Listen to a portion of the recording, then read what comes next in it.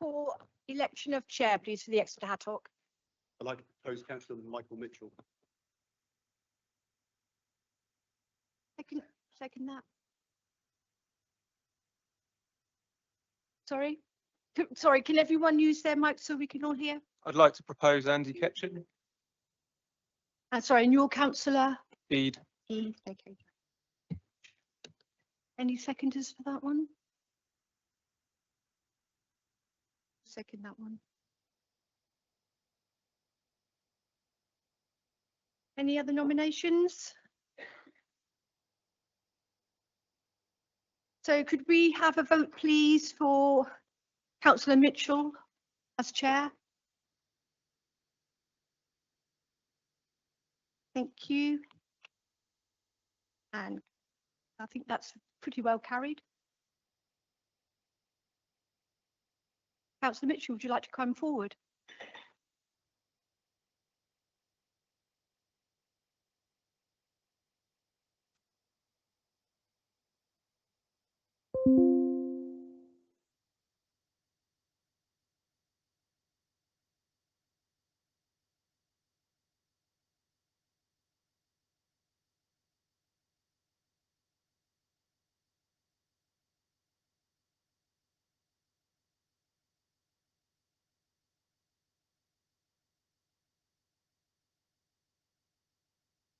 Thank you, colleagues, for that support. And we look forward to an interesting year together working on behalf of the residents of Exeter.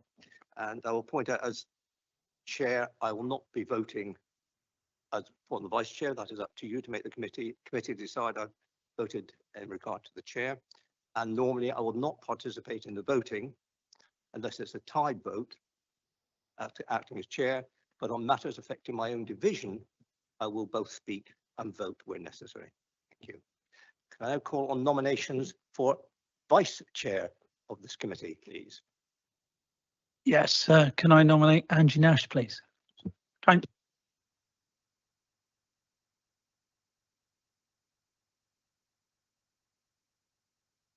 Yeah, I'll second that.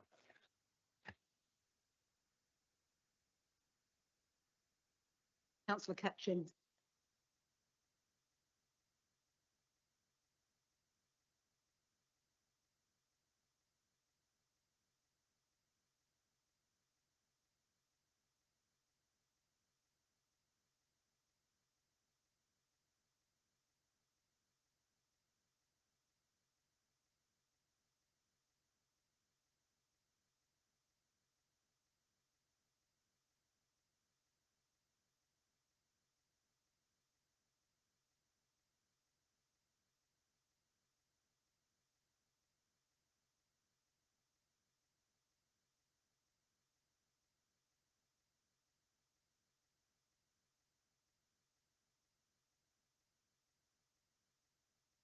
Excuse my ignorance. Can you vote for yourself? Can you?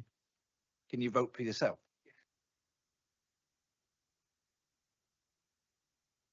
It's fine. Yeah, a member can vote for themselves, and that would have made the vote 5-6 instead of 4-6. But would, if it had affected the outcome, I would have mentioned it. But I noticed the count and those who had not partaken, and it would have not made a difference to the outcome. I'm more than happy to rerun the vote if you wish to rerun it. No, Chair. All right, thank you.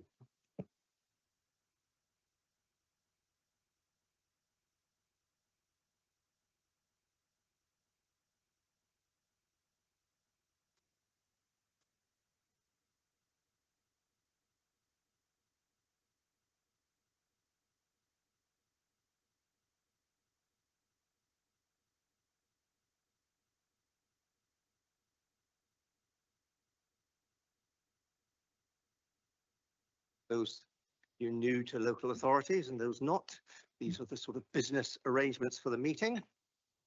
Remind those people, and there are two joining us remotely, if they could mute their microphones, and we'll look for their raising hands at the appropriate time.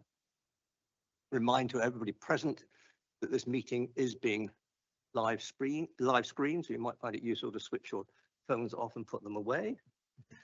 All speakers are asked to ensure to bring the microphone forward to talk into, says he himself, bringing it forward so you are clear and people in the audience and people online can listen.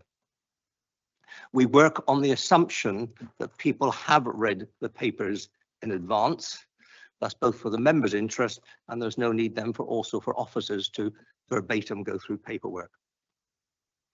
Cabinet members and officers, well, we have no cabinet members present at the moment, and officers are asked to keep their introductions to the items brief, raising only key points to the committee, highlighting the key issues. As I said, please do not share any presentations on screen until the item commences. Next, move on to apologies, and I've apologies from Councillor Bialik, who is at an important local government meeting about the future of Exeter. We wish him well. Item 3, declarations of interest. Has any member of the committee any declarations to declare in relation to the items on today's agenda? No, we can take that as a no. Yes, and if there is an item that does occur that you've obviously missed or haven't seen, please raise that issue at the time. Minutes of the last meeting. Item 4 on the agenda.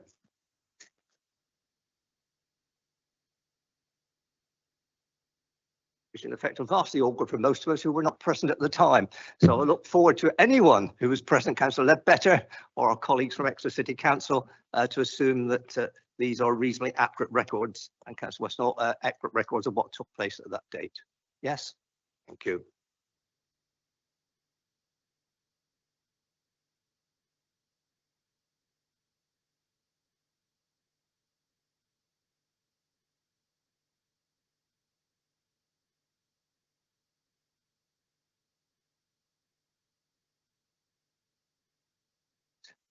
Next item is item 5, items requiring urgent attention.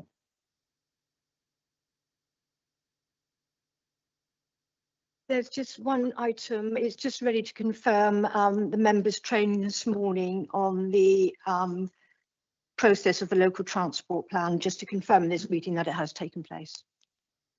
Okay, thank you. We now come on to item 6, which is petitions from members of the public or residents.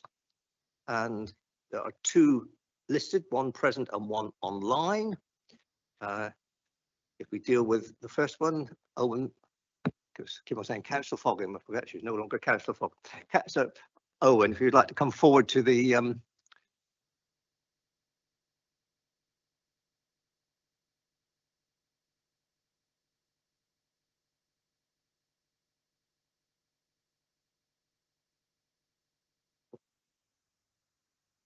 and you have 3 minutes. Comfortable these chairs? Yes.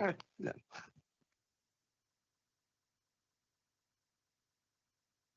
Whenever you're ready, Owen. Thank you. Yeah. 3 minutes to speak. I assume that somebody has got their stopwatch on. 5 Yeah. minutes today. I bring this petition on behalf of the people affected by the closed roads through COVID. I lost my husband in November through lung cancer and believe living just 53 yards from Bobby Moore's Lane, spending so much time in our garden, the past 4 years of life added to his early death. With the diverted traffic from Dryden Road, Gerald was exposed to high pollutions of cars and buses that had to slow down to pass in Bobby Moore's Lane on reflection. Bobby Moore's Lane is far too narrow to cope with all this extra traffic. By closing Dryden Road, you have cut off access and exits to specialised healthcare units. The Cedars, Southwest Mother and Baby Unit, Watford House Hospital, Southwest Hospice Care, the Nutfield, the RD&E Hospital plus Forces Cancer Unit, for staff, patients, visitors, families, friends, and the emergency services. Thus creating unnecessary excessive pollution through much longer journeys. You're sending all this extra traffic to walk to school routes, which is my anger. Creating extra congestion to our housing estates, affecting so many young people attending Iska, Windstream, Woodwater Lane, St Luke's, St Peter's, St Nicholas and St Michael's, 7 academy schools haven't been affected by all this traffic. Through to Bobbymore's Lane, Rifford Road, Burnhouse Lane, Wantford Street, St Louis, not forgetting Topsham Road, exposing lots of school children going to school to excessive pollution. Not what I would have done when on that talk. We should be encouraging young people to walk to school. There was already a cycle lane in Dryden Road that I was proactive in getting when on this committee. Dryden Road is a very wide road with 2 extra wide pavements, and all you are doing is sending all this unnecessary traffic onto our large housing estates and walk to school routes. Why wasn't this chaos identified before? I can't do anything about my husband's early death, but I want this committee to visit and look at the fallout caused by the closure and the effects to our school children and their families who live on our large housing estate. Look at their future health and well-being. Look at walked route schools, because it's our children and families' health and well-being that Hattock have affected. And I don't want my great-grandchildren and the young people where I live to suffer Gerald's fate. It was a cruel ending. I recall this committee saying they support social justice and the initiative introduced during COVID. I am now asking for social justice for our communities, which have been worse affected and inflicted on us. You as councillors can do your homework for the people and families of our city. Identify the fallout. Look at the debate on Hattock. I know you will get a true account of the situation caused by the thoughtless behaviour of past members. I brought to this council a petition of 836 signatures that I still have a copy, as did St Leonard's with well over 1,500 signatures. My petition was well received by the council leader then, John Hart, in the October 2021 full council, who passed on to the chair of Exeter Hattock that she said was false information and refused to take my petition. Yes, there was false information. I said the local hospital employed 7,000 people, when in fact it's 8,000 people they employ. And I still have a copy of this petition today. We asked this committee to have a review of closed roads through COVID, starting with Dryden Road, to protect our school children and their families. Instead of giving luxury clean air to the upper class of our city in Wantford Road and St Leonard's. Yet again, where is the social justice for the ones who need our help the most? You are here to see justice be done for all and not just a privileged few, and ask you do so. How is Evertree going to cope with this emergency gas works that's due to start on the 21st of July, cutting off buses and the people who attend in our many hospitals? What about the displaced traffic again that will be pushed onto our estates? This emergency work that past Hattock members, officers have never catered for or even considered would happen and making decisions on Hattock. May I ask that you will know what will now be done with this petition and how will it be used? And remember, the closures was introduced via a flawed process online. Thank you.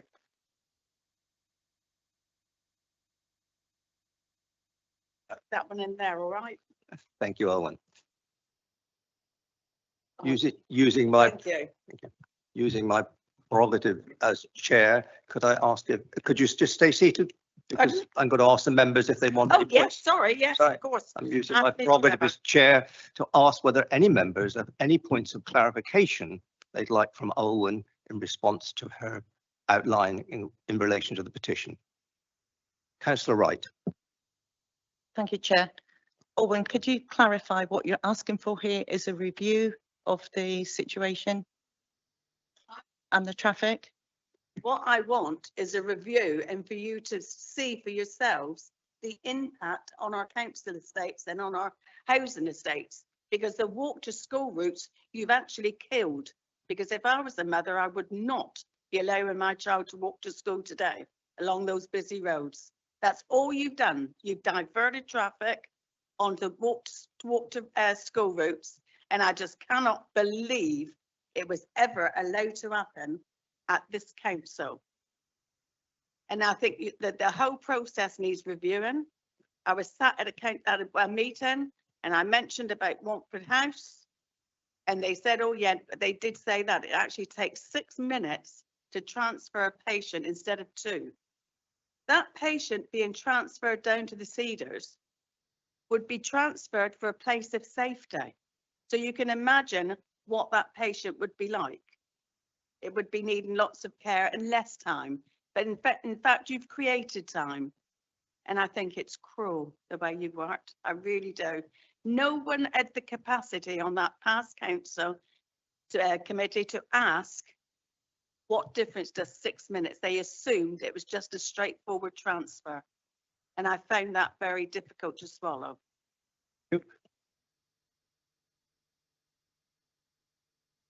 Good afternoon, Alderman Foggin.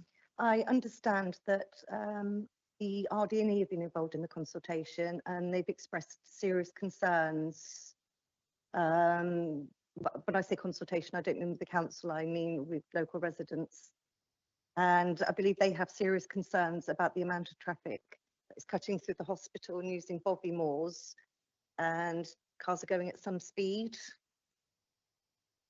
Give you a for instance of what has happened and what do happen regularly. I had a spine operation back along. I went and saw my consultant, right? Taken up by taxi, phoned the taxi, sorry, the roads around there are too congested, I can't pick you up. Phones my son-in-law who lives in Burnhouse Lane, which is just around the corner from the hospital. It took him 35 minutes to get to me, bumper to bumper traffic. And then when he actually picked me up at the orthopedic end, going down to just to go into Bobby Moore's things, I couldn't walk, obviously. It actually took us another 35 minutes in bumper to bumper traffic. Is that right? Because you've actually closed one road that other traffic would be able to use that way, different way. It just, where was the common sense in all this? Sorry, I shouldn't be so rude. I apologise for that. Councillor Ledbetter. Chairman, I mean, of course, the vote to close this road wasn't unanimous, and in fact, it went against the advice. And they advised it was a one-way, make it one way. So, put to a vote, and it was carried at the time. My question is about procedure. How does this committee reopen this debate and have a look at it again? What is the procedure for doing that?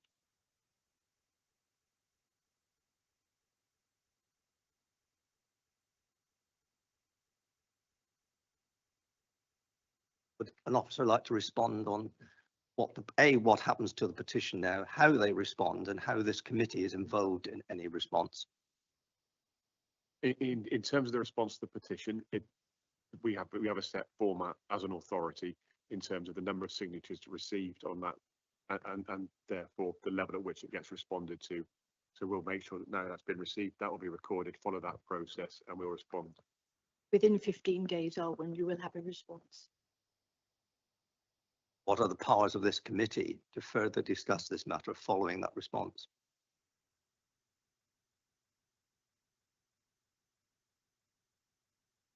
That would depend on what the response is from the service area.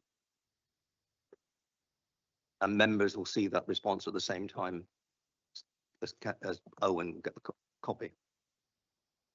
I would expect to be the case, particularly if it's been brought to a member. Yeah. Yes. So are you saying that a member can't put it forward as an item for review in the future? The local member couldn't bring this forward? The local member will be part of the discussion around that response. So absolutely.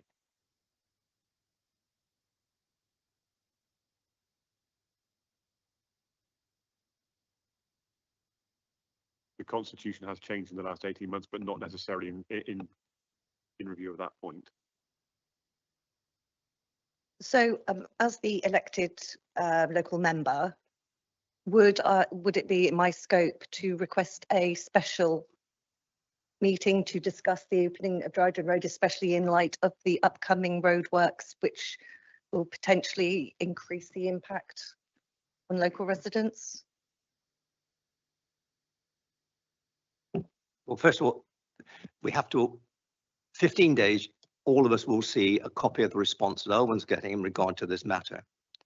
You might decide that the response is satisfactory or not satisfactory or requires further work. At that stage, you as a member can ask for that item to go on the agenda of the next HATOC. Whether there is a position of having a special meeting, because we only meet 4 times a year, is a distinctly separate matter, whether it is of such high importance that it is a one-item agenda or whether it can be carried forward to the autumn meeting.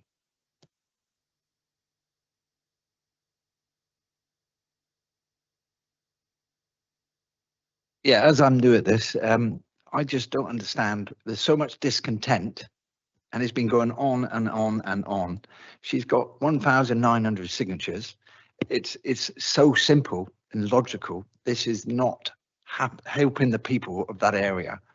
Okay, so how long are we going to drag this on? Or we could always spin it and said, how many people have you got would want to keep that in place? So that would give you a comparison. This is so frustrating. It's been going on. And this is causing a lot of issues in that area. And I think we need to be sorting this out today instead of dragging it on and on and on.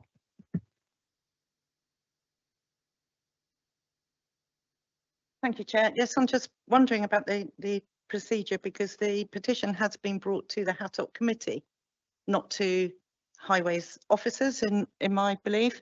So I would therefore expect that it would be up to the committee to decide on the response and to whether we want to put this forward for further discussion or to even accept the request to ask for a review to go forward. So I'm surprised that we would have to wait 14 days to find out what the officer response is, because this has come to the committee and we are all committee members.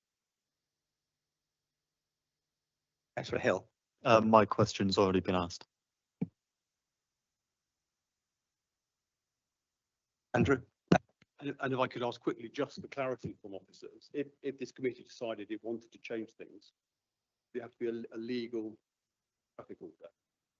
Couldn't just revoke it, I assume.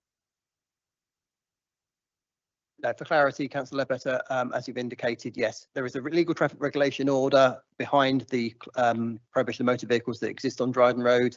To remove and revoke that restriction, we would need to go through the same legal process with a public consultation to agree to that. And obviously that is an expensive and lengthy process. So obviously funding would need to be identified, which is why I don't think the committee is able to make a decision at this point. I think officers need to go away and look at what options are available, obviously look at data, given the comments that have been made by Owen Foggin here, and we'll sort of come back with a response to the petition in due course, and obviously outline what possible next steps could take place, depending as to what options might go forward. So it might be worthwhile suggesting that maybe a report be brought forward to the next committee in terms of where we stand and what options could be available to the committee in terms of funding and next steps of it. Thank you. Thank you, Councillor Wright. I feel the same way. I'm not sure if this is right, and we're all feeling our way a little bit here as a new committee, but Ms Foggin's put forward, one very specific proposal, open Dryden Road. With the greatest respect, we all know that just doing one thing always causes an impact somewhere else. So then all the pollution would be transferred over to Dryden Road and Wamford Road. And I think if there is going to be a review or a response, and this is a question, although the petition says open Dryden Road because it presents, I believe it presents a solution, is that right? The petition sort of says that's what we want. But I absolutely have sympathy with the issues and agree there are issues, but they are multiple. There's the most appalling unsafe crossing from the emergency where you come out as a pedestrian or cyclist from the hospital. If you want to cross Bovenmore's Lane up into Church Road or Street, I always forget which one it is. There is rat running, there is speeding, and you will not get a solution through just doing one thing. So I suppose my question is, are the officers obliged to only look at what would happen if we reopen their comment on reopening Dryden Road, or can they, because if we were to discuss it here today, which it seems we're not, that's what I would be promoting, a geographically holistic review of that area. So we're really careful not to do something and just cause another problem somewhere else, because that has happened a lot, it's true.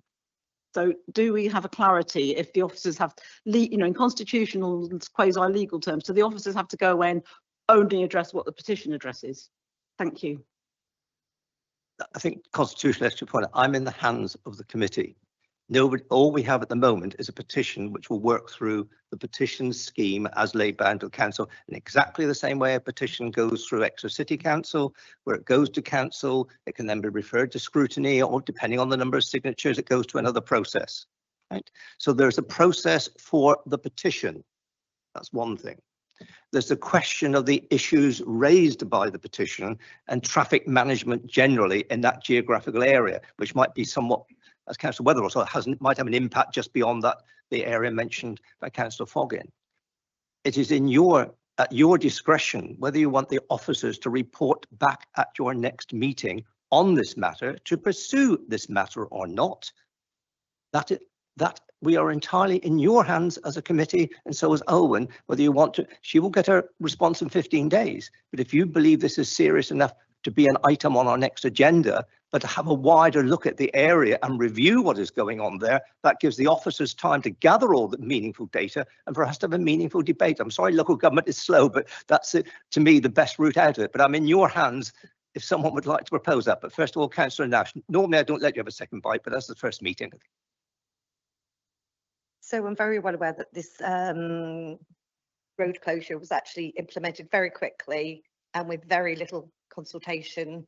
I've gone through all the documents and information around this, and it was absolutely appalling. And basically it was put on to the residents, and actually the impact, the benefit, it's very minor, and it's only a few very nice middle class homes that are getting the relief from the pollution. And the pollution is actually being spread to a community where there are more mature people, there's children, vulnerable adults.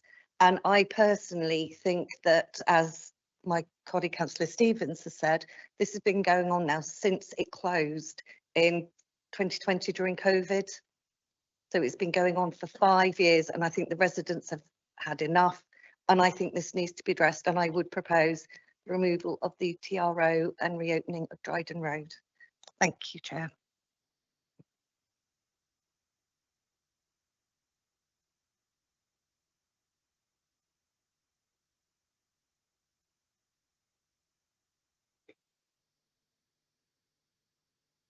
I second that.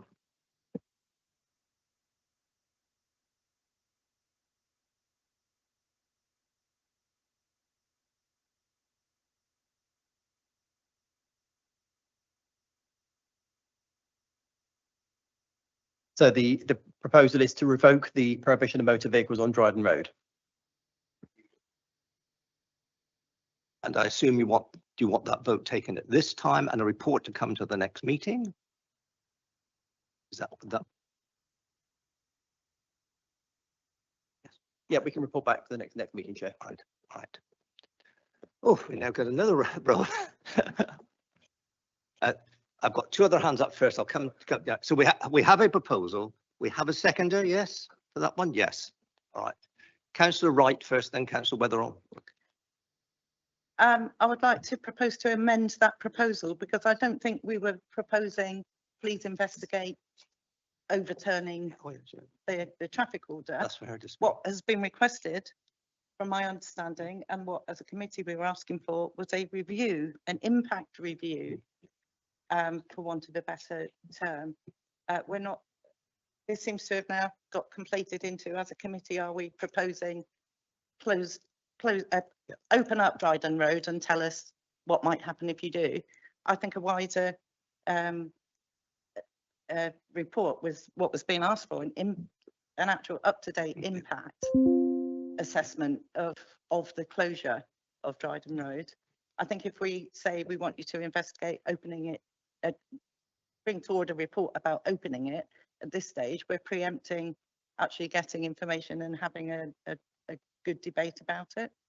So my proposal would be that officers undertake an impact review.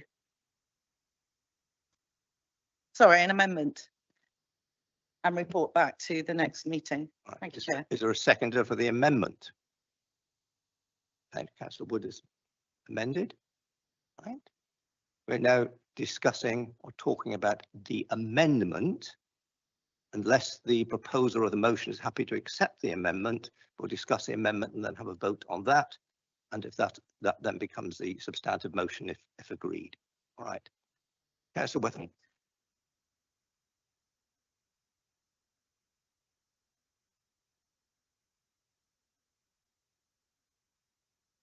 We only deal with one amendment at a time. That's complex enough. Vice Chair. I was just going to point out that no decision's been made by the committee just now. We've not voted on anything, so we're just in a debate phase. So we're now discussing the amendment. Councillor Hill. Yeah, I think that the amendment should not be implemented because we know what the road was like before the closure was put into place. So we've got the data from way back. I think we should do the opposite and open the road and then have a look at what the issues are with the road open, as opposed to assess what it is like now with the road closed, because we've had 5 years of people complaining about this, and I think it's nonsensical to have another delay so that we can discuss this further. Sorry, Councillor. What we've not had today is an alternative view of the situation. I get lots of correspondence and support of the measures, and I'm sorry for the people that are here today that have a negative experience of it. It's not the only view in the city. I also work at the Royal Devon and Exeter Hospital, and I have a lived experience of some of the issues that I think it's Alwyn, is it, has come, and I thank her for that, because it's not easy to talk in public about personal experiences when they're so close to your heart. But I do work in that area, have a strong understanding, both as a member of the public and as a user of psychiatric and A&E services in that area. So I think what we've heard is part of the story. I think we'd all agree that we value public opinion, and I don't think we're at a point today where we're to make a decision about whether we open or close it. What we are at a point today is to take the petition, consider some of the good points that were made, look for the whole picture, and then come back to the committee. And that is our duty as a traffic orders committee. And so I would propose that that is what is done. We have Councillor Wetton, unless you're adding something to it, I would like to proceed to the vote so we get some clarity if we can. What would you, is it something new? I think there's a little bit of conflation here between, so Councillor Wright talked about an impact assessment, so that's looking at the negative impacts basically, or positive. But I think, building on what Councillor Ketchin said, I think if we need to have something that looks at that and at positive possible solutions, and that should come to the next committee with some ideas that we can then discuss. So I think it's just for us all to be clear if we're talking, because an impact assessment is a very specific and different thing to looking at possible solutions. So I hope that anything that officers bring, if we do vote and agree on bringing a discussion to the next committee, it would include solutions as well. Thank you.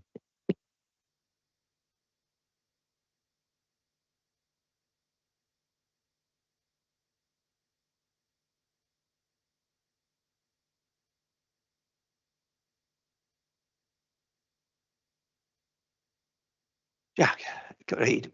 Councillor Reid to start with then.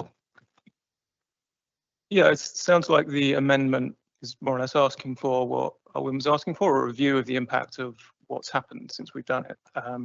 So it seems like a sensible first step. Like if that does confirm, as was said, that there's a big issue which needs fixing, the next step would be looking at what the potential solutions are. But I think it's a sensible first step if I've understood what the petition was calling for as well. Councillor Wood.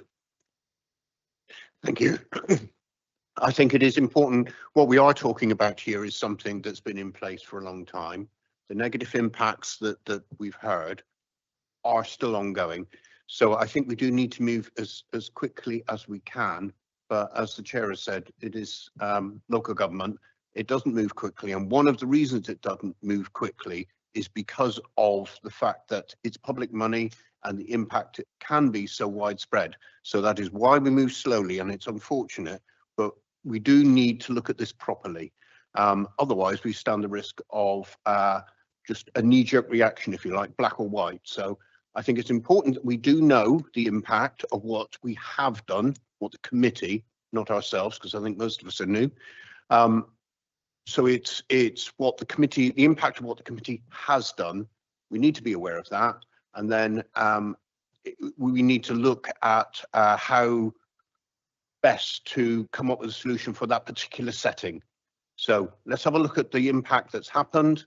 And then once we are informed on that impact, we then take whatever actions are appropriate to make the best solution there. It may not be a good solution, but there is a best solution to reach for. Thank you. I'd like now to propose that we move to the vote on the amendment. And just for clarity, I'll ask the committee clerk if she could give us the wording again of the amendment, because we have. The wording I have was the proposal that there be an impact review and an officer report back to the next meeting. That was the wording of the amendment. Councillor Wright, is that correct? Yes? All right. We now please have a show of hands in favour of the amendment. 5 in favour of the amendment. 1, 2, 3, 4, 5, 6. Whoops. No. Or 6.5 if we count the microphone. Right. Those 6. Those opposed to the amendment? 5. The amendment is now the substantive motion, and for procedure purposes, we now have to vote. I think we've had sufficient debate on the issue. That now becomes the motion on which we now vote. So we have a second vote, so, which of course the motion could be voted down, but let's cross our bridges as we get to them. So all those in favour of the motion, which was the amendment as read, all those please show, please, in favour of the new motion. 1, 2, 3, 4, 2, 4, 6, 7. Opposed to the motion. Voting against. 3 abstentions and 1 abstention. All right. Thank you, Owen. Yeah, thank you. Can you please assure me that on the 21st that you will actually be keeping an eye on our area? Because I know what's going to happen again. All the roads in Wantford will be chock-a-block and nothing will move. So if you've got an emergency going to the RDNA, tough. So don't ever heart attack in the month starting on the 21st, because it's so bad. And I'm appalled to think that this council hasn't even picked that up. Thank you.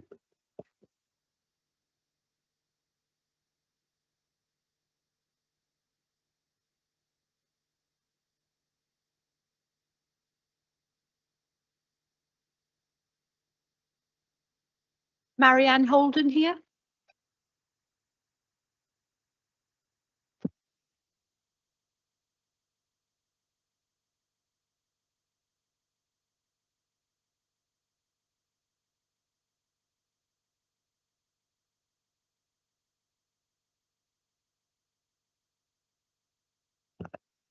Just to confirm, it's 5 minutes when you're ready.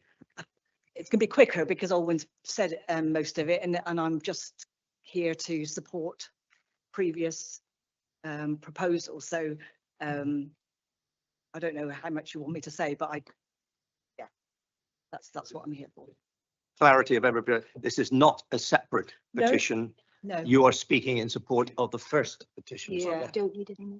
Yep. So we don't actually. The only thing that Yeah. I want to say, if that's okay, so it'll be very quick. Yeah.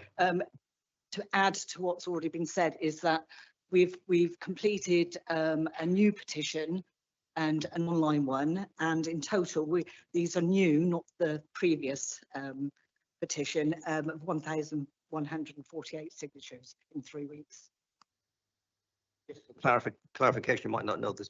Are these distinctly 1,148 different people that signed? That I can't say until we look at the names, but this is Because- these are current concerns. Because of if people. Devon County Council's petition system is similar to Exeter, that the numbers generate a different I do style of understand response. that. Yeah, I do understand that, but just to say that currently people are still very much And concerned. as you're about aware, the we've issue. accepted the first petition.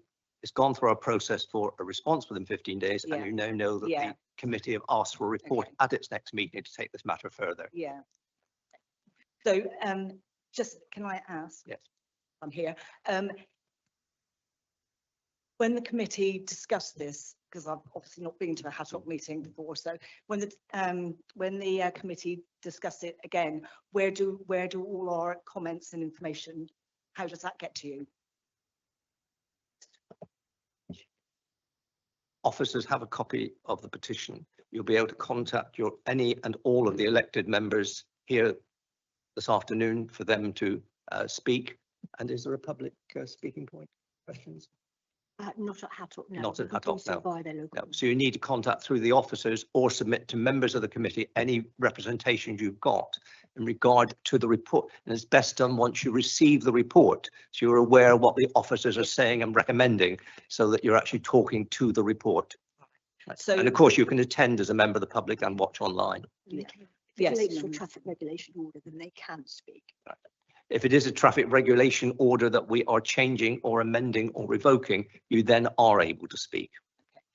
Okay, the only other difference to Olwyn's is that she was looking for a review. I was actually looking to, my proposal was looking to open it. So that's just, I would assume when the officers make the report, there might be a number of options for members to consider. That's a normal procedure. And it's up to the members then to decide whether they support any of those or come up with further options to be considered.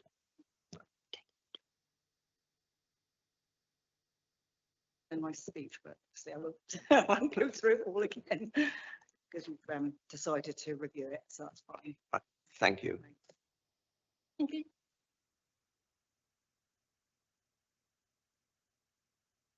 And move on to item 7.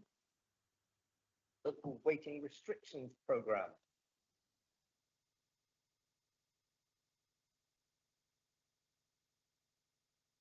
Yep, thank you, Chair.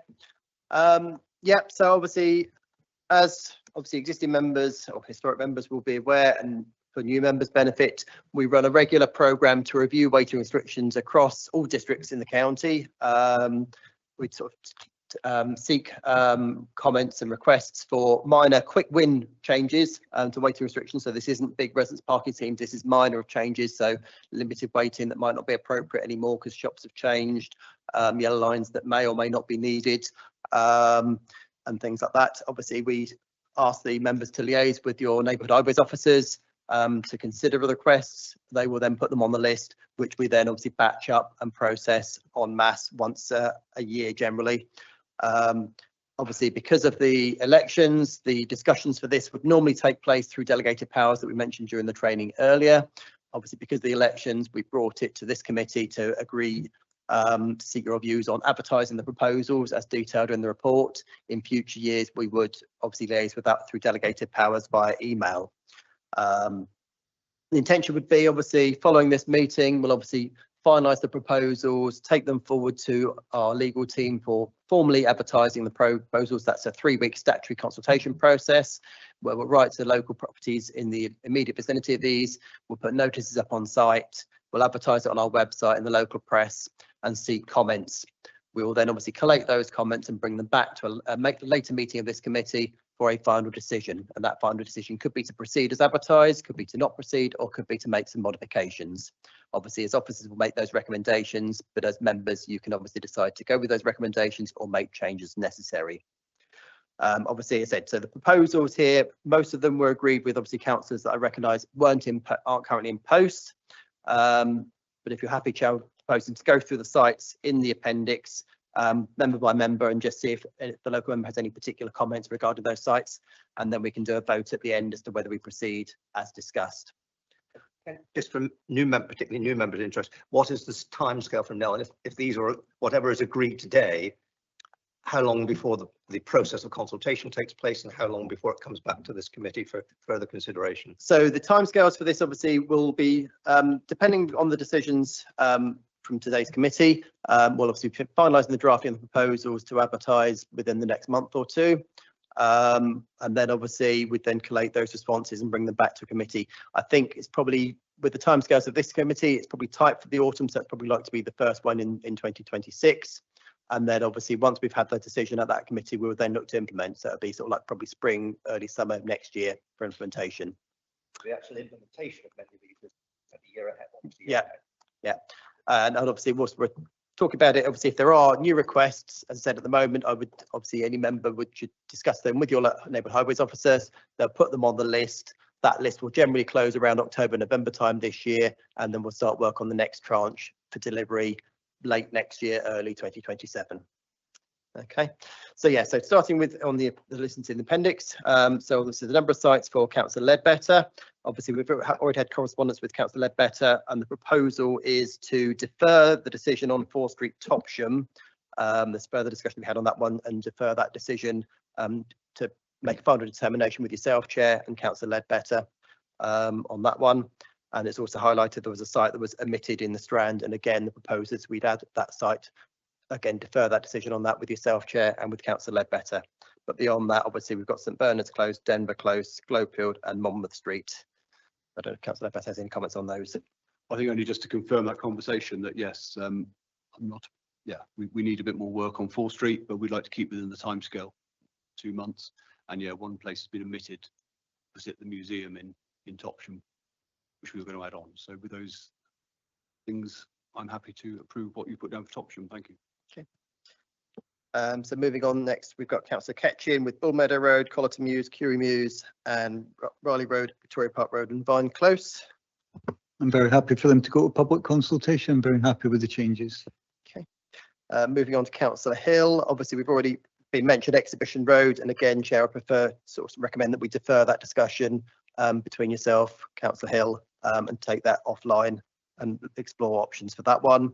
And then obviously propose for Langerton Lane, Merlin Crescent, and yeah, Langerton Lane, Merlin Crescent.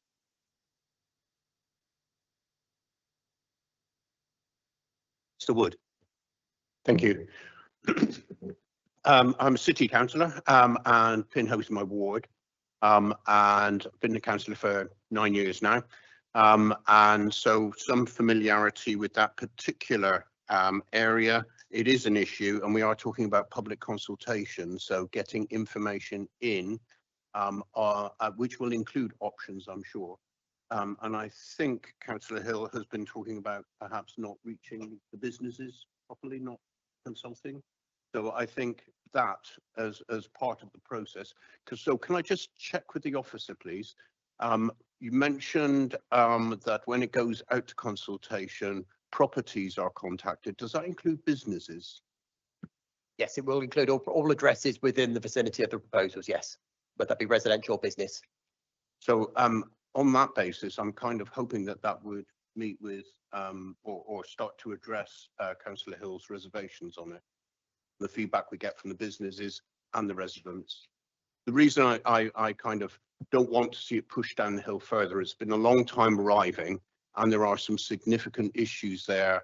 There's one of our residents who's blind, who literally lorry doors open, and when they open, they are at head height, and she's walked into an open lorry door, and those lorries are just parked, racked up across that road, not appropriately using the highway.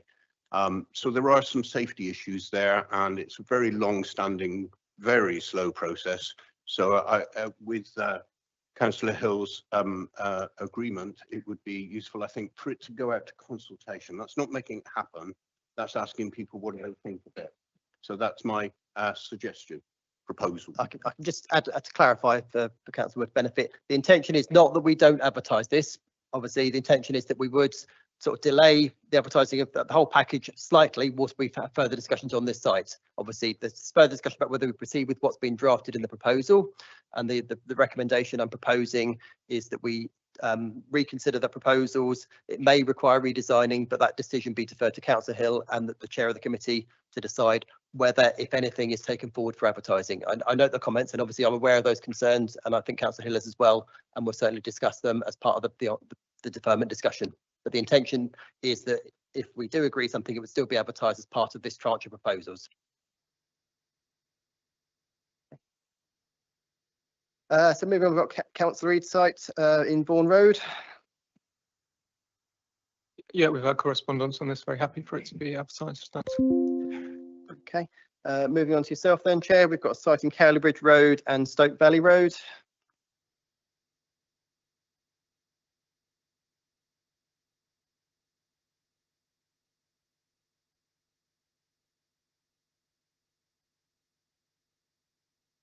I will have to have a look at that and come back to you on that, Chair. Moving on, we've got Councillor Neil Stevens. So Barley Farm Road, Bohay Lane, Chudley Road, Fairfield, Grace Road West, Marsh Green Road North, twice, Manton Close, Matford Park Road, Regent Street and Rice's Mews. Yeah, I visited quite a lot of these sites, especially down in Grace Road and some where the garages are. Even when I met the owner of the garage, pulling out myself was so much obstruction. So a lot of these areas, I've done site visits. I've met with the local people who work there, the factories and all the places down there. So all these, with the help of Roger, you know, we've come up with an agreement that these is all safety issues really. And, you know, that's what I could say on that. Yeah. Thank you. Moving on to Councillor Thomas Richardson, we've got Prospect Park, St John's Road, St Matthew's Close. Yep, thank you very much. All very minor changes, so happy to move to the next step. Okay, Councillor Tony Stevens, Burrata Drive, Cleveland Street, Exwick Lane, twice, Simi Close and Winchester Avenue. Yes, I'm happy with that. A lot of them are due to the schools, so. I think that's everybody happy, Chair. So with the exceptions of the deferment for Exhibition Road, 4th Street and the additional for the Strand, the recommendation is that we ask the committee to approve the advertising of those proposals.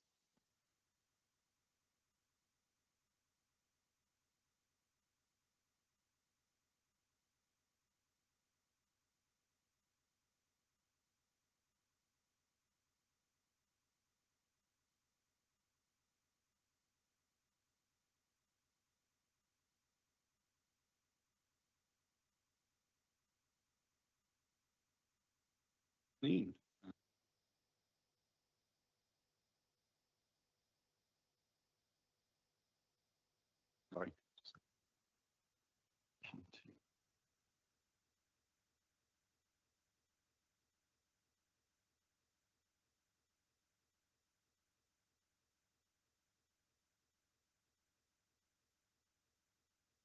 Apologies for just having some technical problems here.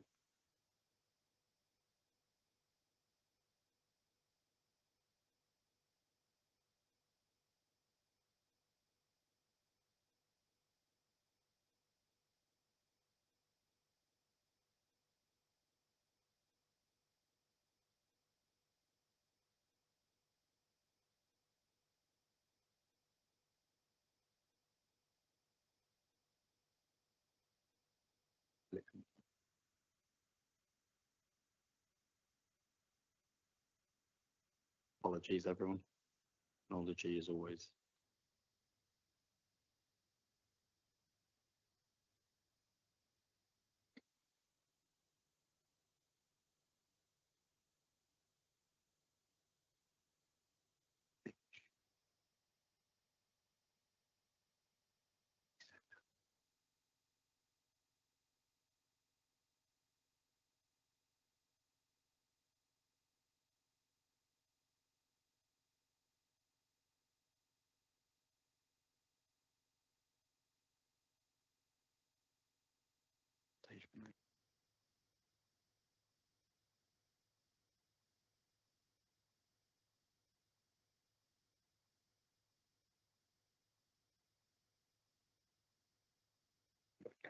Okay, good afternoon, everyone. My name is Peter Knight, and I'm here this afternoon to present to you the Newtown Community Project. It's a unique active travel community project within the Exeter and Cranbrook Sport England local delivery programme. The scheme seeks to increase mobility through improving active lifestyles and reducing inactivity within the community, and as a result, therefore, increasing everyday movement. Working towards the strategic objective of 50% journeys in Exeter by active modes. Exeter City Council are the programme sponsor, and Devon County Council are the delivery authority for today's presentation. It really has been a true partnership between the two authorities over the 5 years that the scheme has developed. The project's long history, it's been running since 2021, and we've had area learning, stakeholder engagement and design work taking place to date to get us to where we are. Most recently, the project has consulted on the proposals across the end of 2024 and into the start of 2025. And I'm here today to present the results of that and ask for your approval to progress the scheme through to implementation. For a little bit of project context, for those people that don't know where Newtown is, it's an area of Exeter near to the city centre. It's bounded by Heathertree Road to the south, Western Way and Blackboy Road to the north, and then Poleslow Road to the east. Has a population of over 10,000 and has been identified as one of the Exeter and Cranbrook local delivery programme target areas due to its pockets of inactivity within overall high levels of activity. The main scheme spine is shown on the plan there is the yellow area, and it's Clifton Road along to Belmont Park and then up to Clifton Hill, starting at the Triangle car park. The project vision was developed in 2021 following the informal engagement, and it's the only scheme in Exeter to have undergone a safety inclusivity assessment.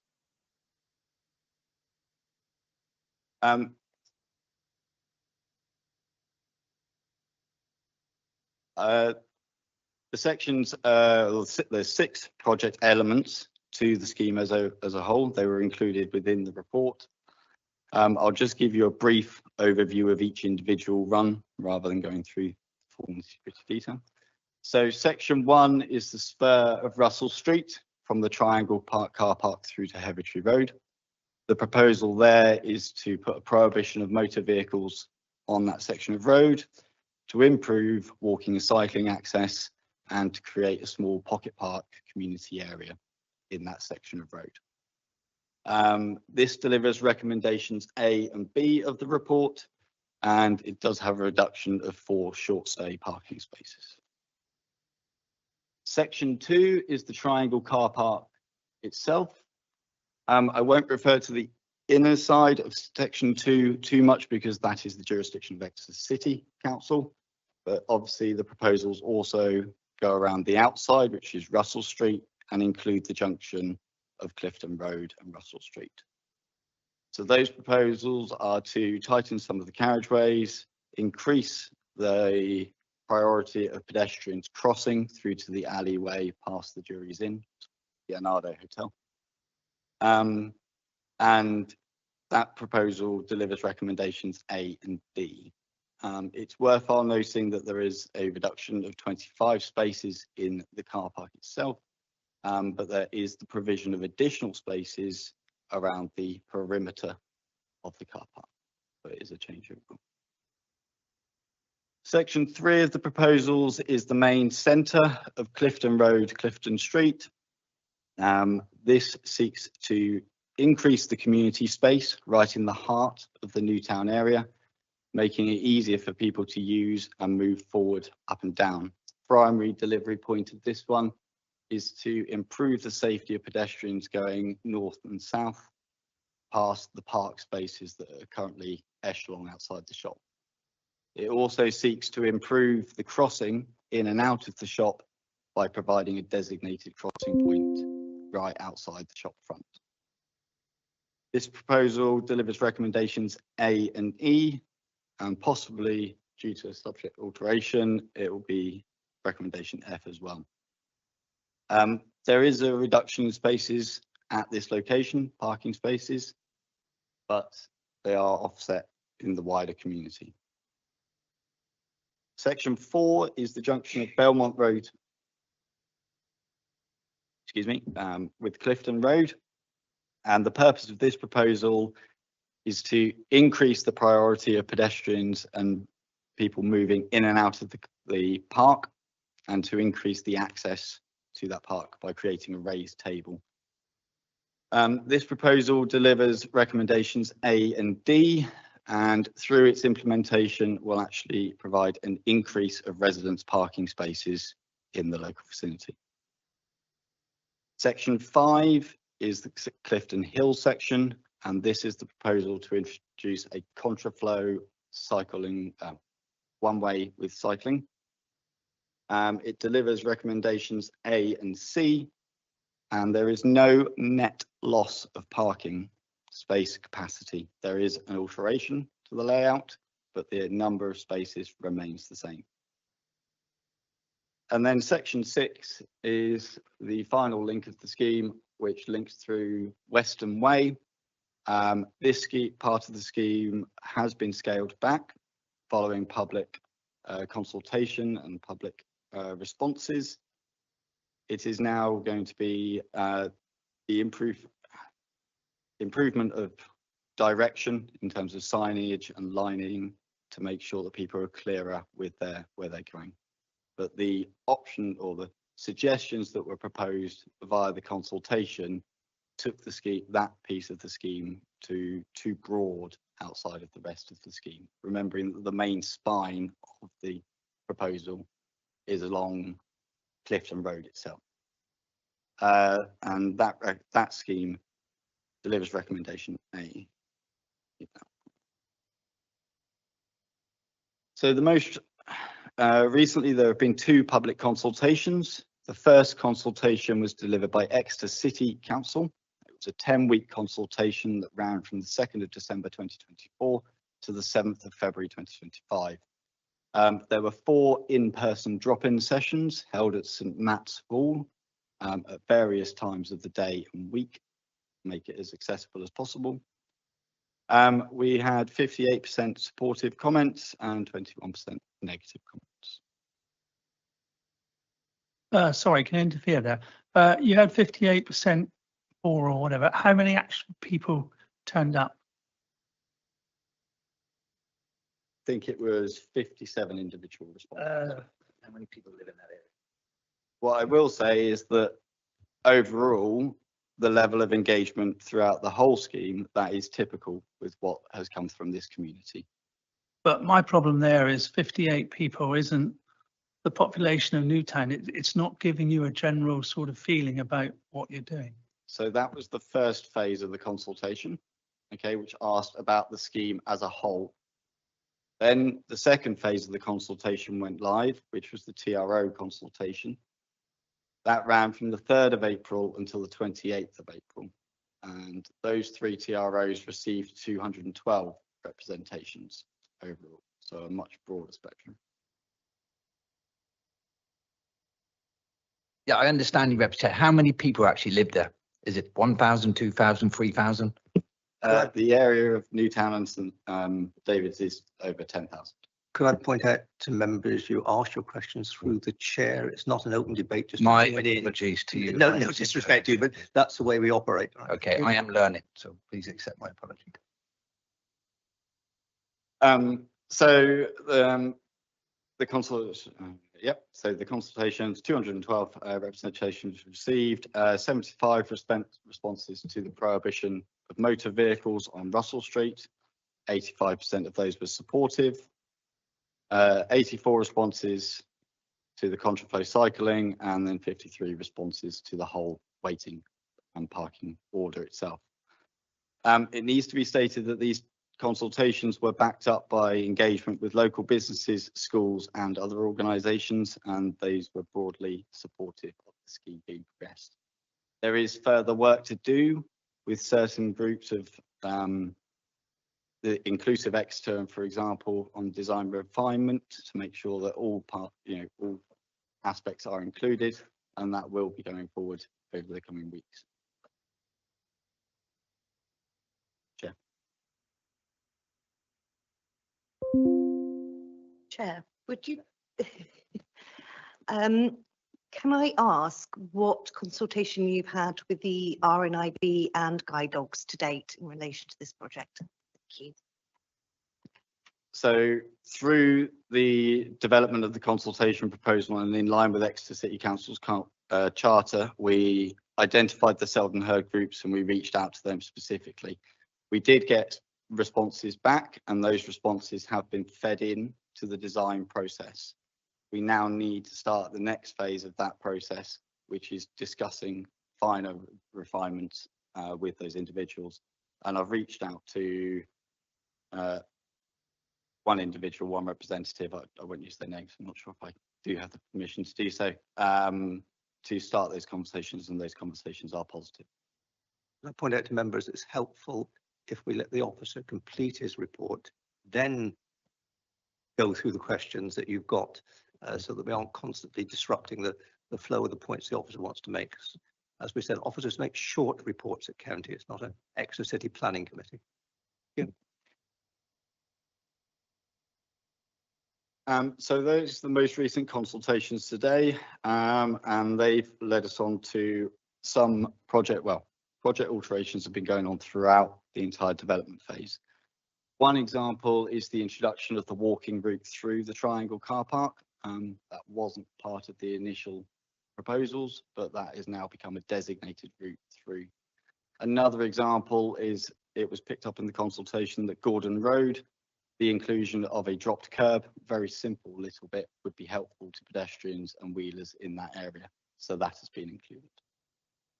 Another element that has come through is consultation with the local shop. What I need to stress is the current proposal for Clifton Road, the scheme does work, and this is a viable, deliverable scheme.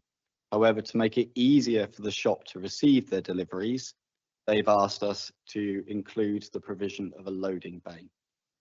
It would be a dual use bay, so it would be loading by day, residents parking overnight. But we have also taken the opportunity to revise the extensive double yellow lines and are able to make adjustments to the parking layout. So there again is no net loss of parking provision in that location for the residents. That is recommendation F, and I'll move on to those recommendations now. So as a whole, today we're here to ask for your approval to take forward the scheme to its next stage, which would be implementation and construction, with the intention of being able to construct the scheme late 2025, early 2026.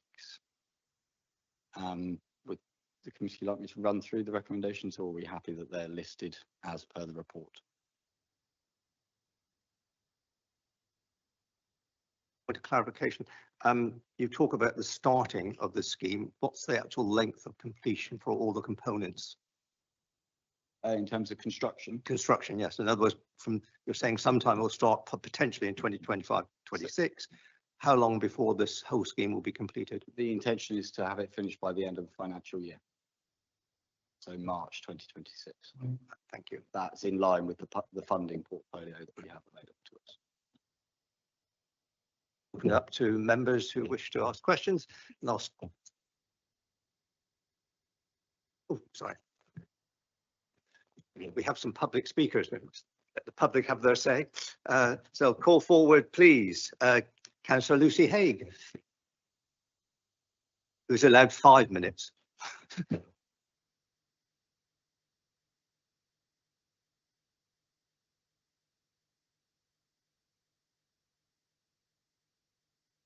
Is the microphone on? Come.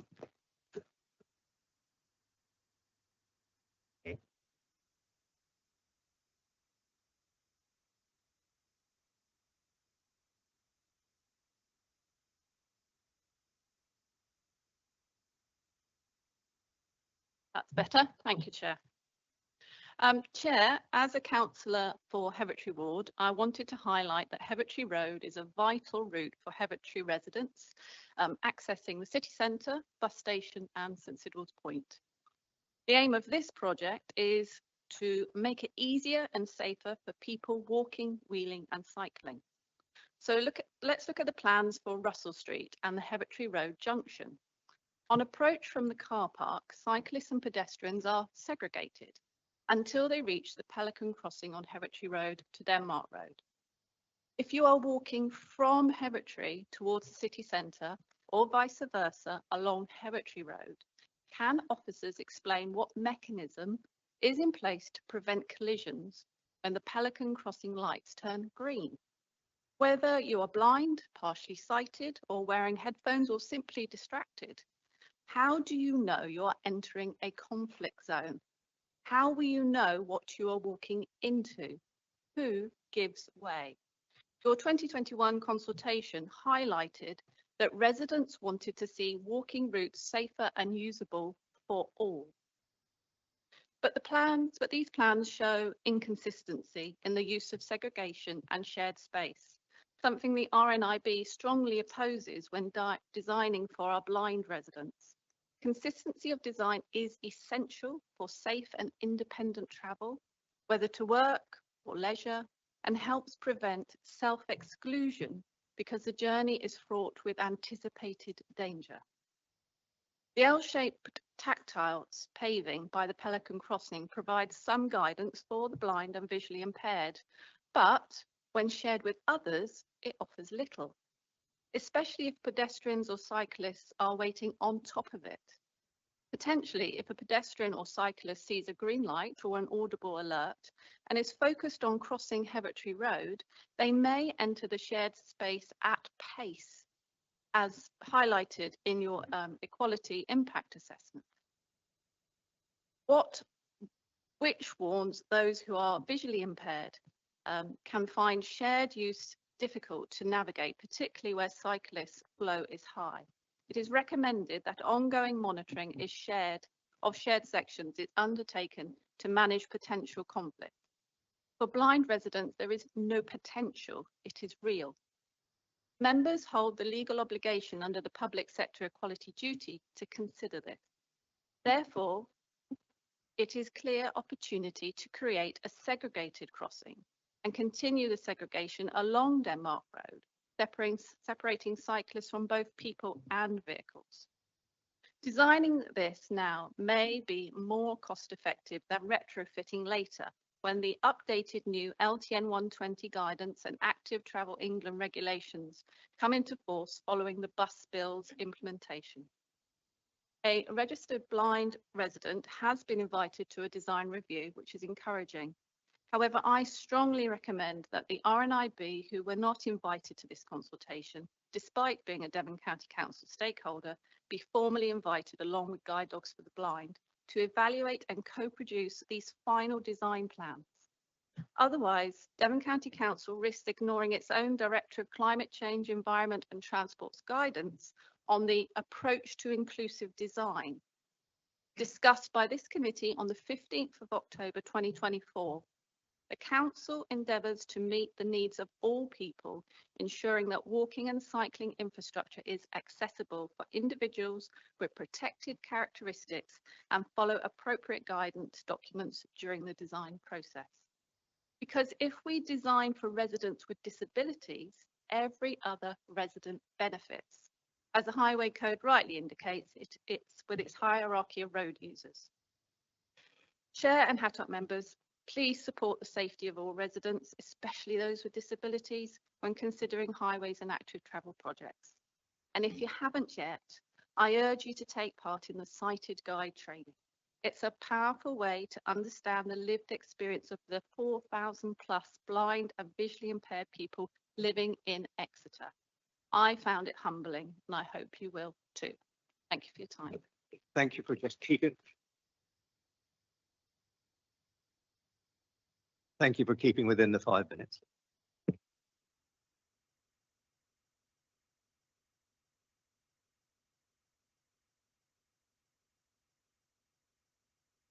Sadly, as you're not an elected member, you only get 3 minutes. You'd have to pay me to be an elected member. So I'd like to speak in support of the Exeter Newtown Community Project and traffic regulation orders that you're going to be voting on today.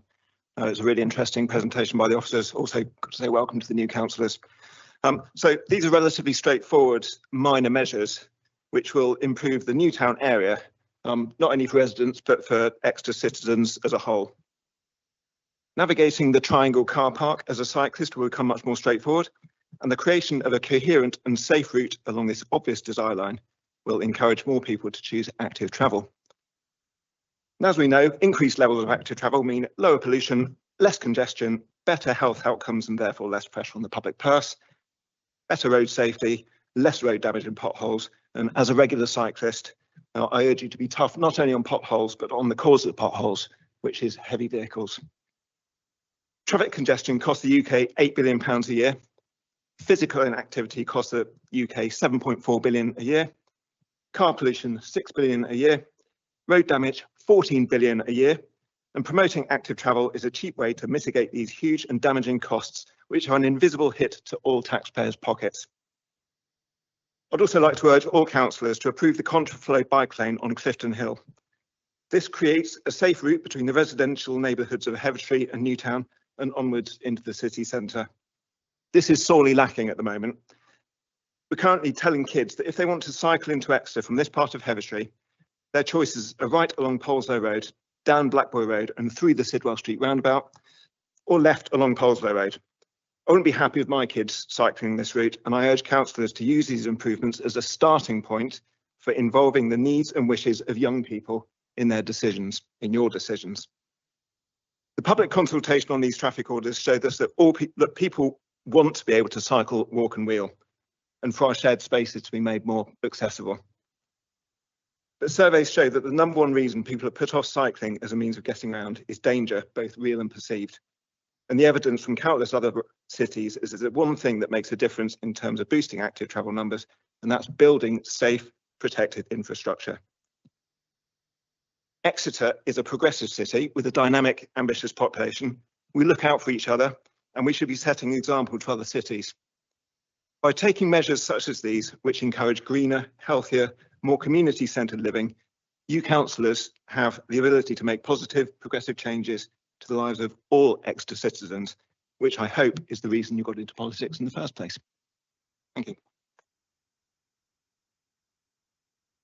Thank you.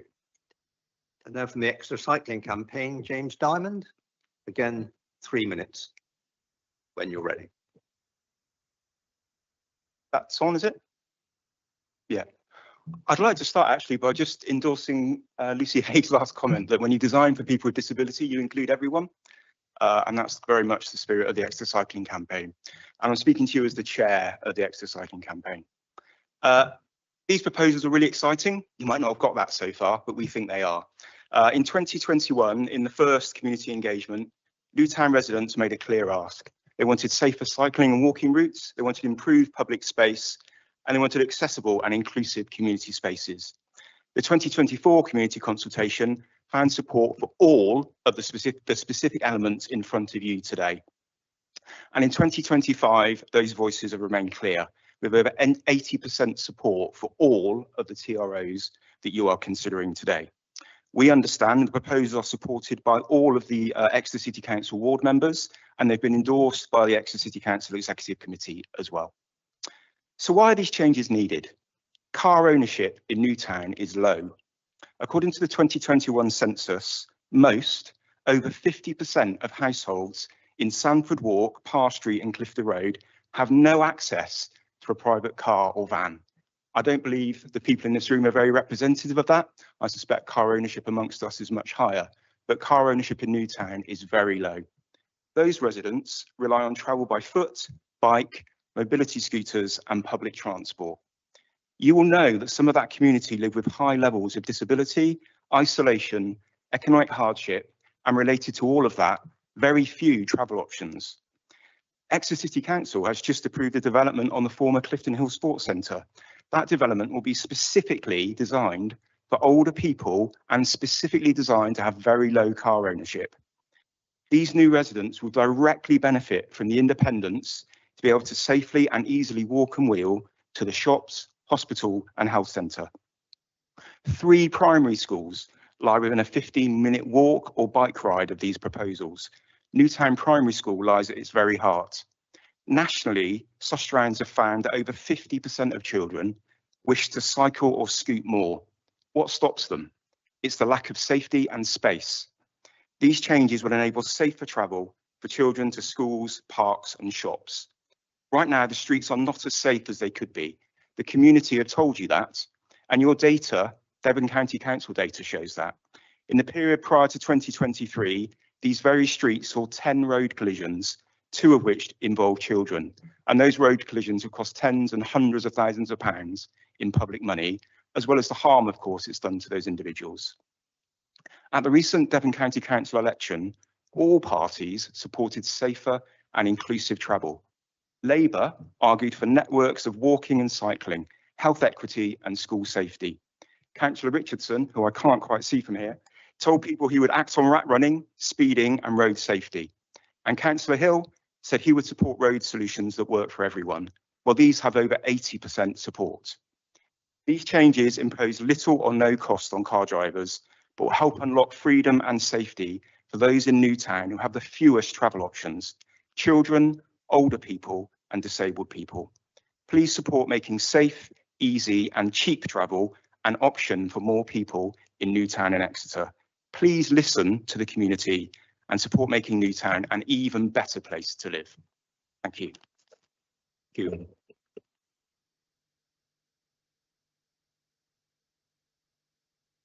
We now open the matter up for general debate between members of the committee.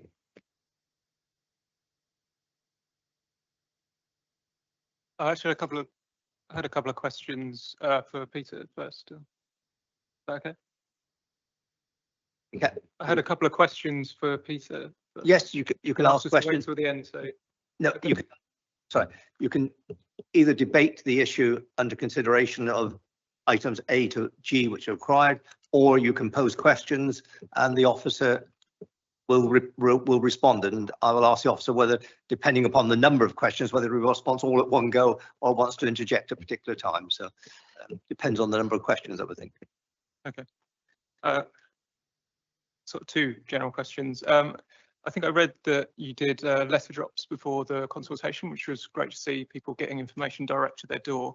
I think you said over 1,800, and you mentioned there's 10,000 residents in the area. So I don't know if it's like 2 or 3 residents per house, maybe it's roughly half the area. So firstly, which areas did you letter drop to and how did you decide that? And secondly, just to confirm, was that done before that first consultation by EC's Exeter City Council? And then the second question was about Western Way being dropped. And was that just because the feedback was giving contradictory suggestions which couldn't be reconciled, or because the suggestions were just sort of too substantial to be incorporated at this stage? Okay, if you'd like me to answer those 2. The easiest thing to refer you to is the proposal plan there. Effectively, what is in the dotted red line were the properties that were written to, including all businesses and residential properties. So that will be the difference between the 1,800 versus the 10,000 population. It's also worthwhile stating that the 10,000 is taken from national numbers, and it's St David's and Newtown. Answer that question.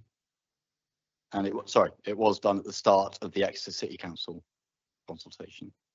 That one. The alterations to Western Way were because the suggestions that came back were too big and too broad for the funding portfolio that is available to this project. As I mentioned, the spine was along Clifton Road. What we tried to do with this scheme, because it's a community scheme, was to, rather than have edge red lines to a scheme, we tried to blend it as much as we could into the existing network. That's why, for example, the Russell Street section also includes a tiny bit of work on Denmark Road itself. It's a very small bit of work. So the original proposals were to do more work on Western Way, but really what we need to do is gather all of those responses, collate all of those responses and hold them on file so that future schemes in that area that can come through development and other routes can then pick up that initial work and say, okay, what do we now do with the Western Way section? But we're not dropping it completely, still doing vegetation clearance, some moving of some lining to make it safer and more usable for everybody involved. Thanks. Sorry, I did have one more. Is that okay?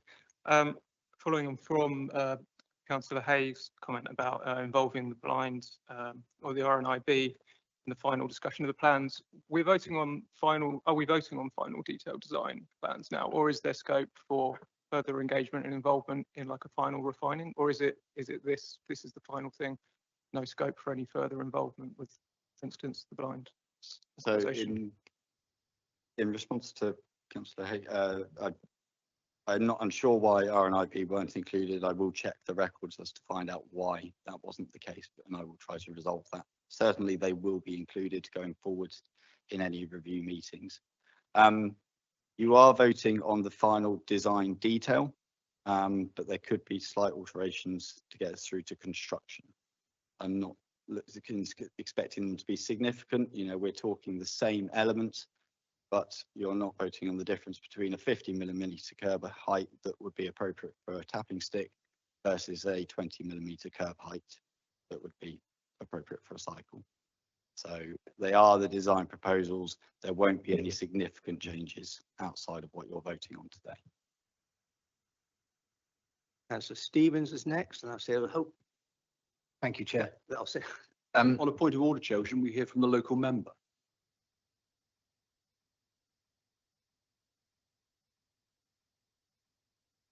More than willing to hear from the local member if Councillor Stevens is happy to.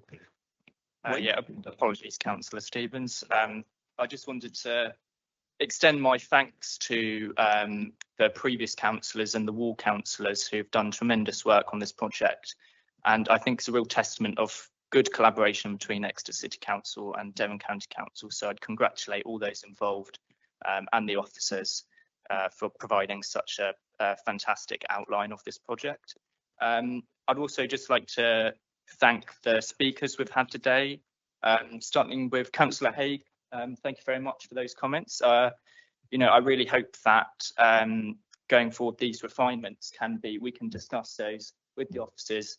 I'd always, you know, open my hand out to Councillor Haigh to say, you know, always you can come to me and we can work through any sort of adjustments. And of course to Ed and James, I don't want to repeat what you've said, but thank you so much for those words, because that's exactly why we're all here. That's exactly why I'm a councillor here today. And, you know, thank you very much for providing the words of support.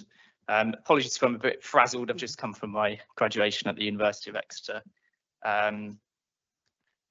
Yes, you know, even though I've only been the local member since the May election, I have been watching this project very closely, and I do approve of the entirety of this project, all A to G recommendations.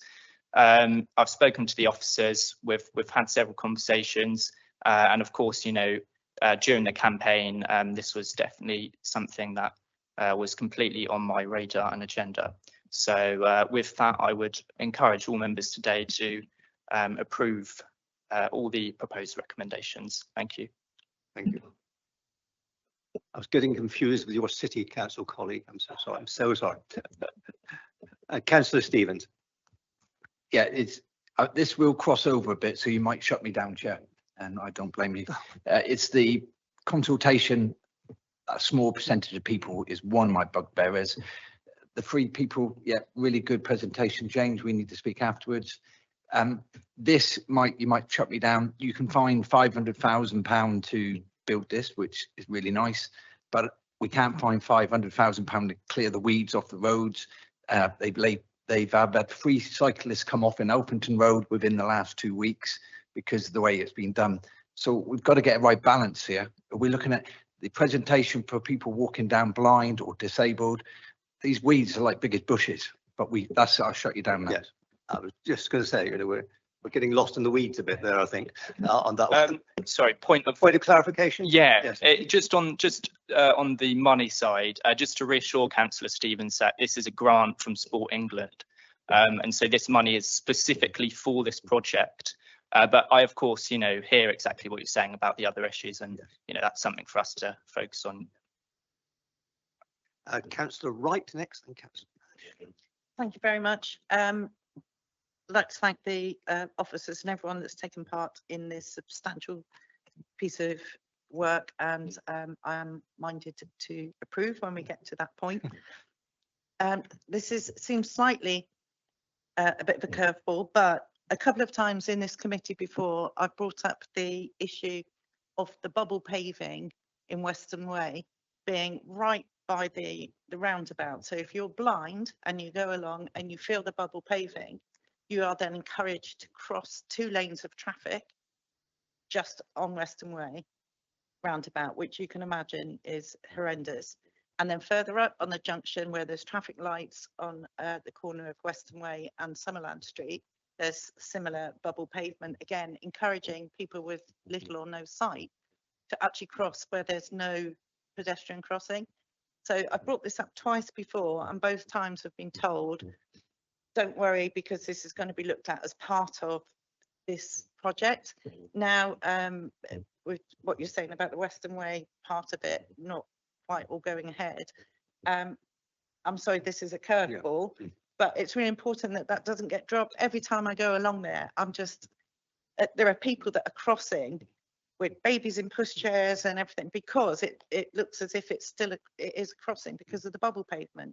So I'm sorry, it's a little bit left field, but I just don't want that to get lost again. So I'm wondering, how can I bring that up again now it's no longer part of this project?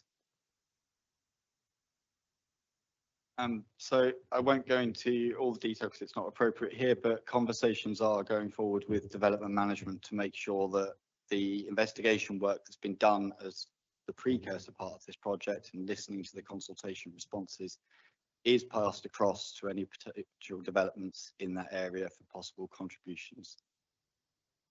Am I allowed a supplementary, Chair? Of course, Councillor. Thank you. I'm not sure, sorry, Peter, I'm not sure you're quite getting me. This is a health and safety issue, big time. And I do walk down that way. I don't cycle yet. I'm hoping to be able to get the bravery to do so with future things like this. But I do drive down there quite a lot on the way to the Civic Centre. And I'm repeatedly seeing people crossing in 2 lanes of traffic. Sometimes they can't see the second lane, people with children, buggies, and I don't think this should wait for a further development. It just needs to have those bubble pavings taken out, because they're obviously there historically from another time. So I would just like advice on how to follow that up. Maybe I'll just email you outside of this meeting, because I can assure you away from this that report. item will be noted in the minutes. It'll be noted in the minutes, so we will follow up. Thank you. Councillor Nash. Would you switch your microphone on, please? So I noted as you were talking in relation to the inclusivity, and you were using words as we'll refine the plans, adjustments can be made in relation to the visually impaired, when actually this should be part of all consultation and design and not an afterthought. And to enforce Councillor Haig's comment, if these paths were designed with disability access needs at the heart of the project, this would make it accessible for everyone. And therefore, disability needs need to be a priority and not an afterthought, and not just a we'll refine it, we'll adjust it. They need to be at the heart of everything we do to make it equal for everybody. Thank you, Chair. Thank you, Councillor Nash. Councillor Hill. I just want to raise an issue related to the Clifton Hill contraflow. In the report, you refer to making it safer, reducing the risk of accidents and so on and so forth. But is there any data related to any accidents? How many accidents between cars and cyclists have happened in the last 5 years, for example? Is there any information on that? Because it's only mentioned, it only mentions in the report about reducing the risk of accidents, but there's absolutely nothing in the report about any data related to it. So there are currently no recorded accidents on that section. Okay, so so it's fair to say that it's pretty safe as it is. Oops, we're now going to roll back. Councillor Weather, did you have your hand up? Yes, take you first. Thank you. Thank you. A couple of things. I'm quite. You next. The Greens have been campaigning to address the safety issues that Councillor Wright was talking about on Paris Street Roundabout for 3 years. It did come to Hattock. Councillor Whitten at the time as chair said a report was going to come back to this committee on it, and it never did. I can't find it now, but actually Andy and I in particular have been campaigning actively in this, and the bottom line is it's huge money, and the Director of Development for Exeter City Council, if that's his right name, Ian Collinson, has said Paris Street Roundabout is a massive urban dinosaur. It needs to be changed, but you're talking millions of pounds to address it, and it's not just the bubble pavement. It is a very big issue, but yeah, absolutely, it's something that, and I think it falls above this committee in the end. My query is Denmark Road. Peter, you told me specifically that I said, why is that in the original walkover with councillors, with the ward council, sorry, I'm the ward, one of the ward councillors, Denmark Road being segregated, that bit that Councillor Hay was talking about, that was in this project. Then it was removed from the project, and I asked why, and you said to me, I think something like because it's going to be covered by Exeter City Council. So I'm confused now. Is the Denmark Road bit next to the what was the pyramids, is that going to get done or not?